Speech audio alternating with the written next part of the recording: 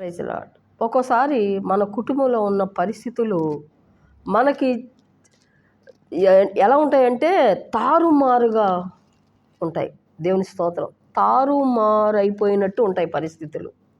కానీ దేవుడు మనకున్నాడని మనం నమ్మినట్టయితే ఆయన చెప్పేటువంటి మాట ఏంటంటే, కావున భూమి మార్పు నొందినను, నదీ సముద్రంలో పర్వతములు మునిగినను, వాటి జలములు ఘోషించుచు నురుగు కట్టినను, ఆ పొంగునకు పర్వతములు కదిలినను మనము భయపడం.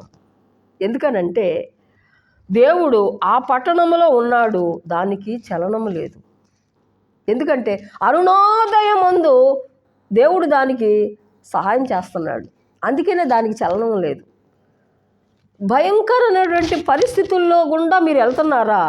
కానీ దేవుడు చెప్తున్నాడు, దేవుని స్తోత్రం, భూమి మార్పు నొందిన, నడి సముద్రంలో పర్వతాలు మునిగిన నువ్వు భయపడొద్దు.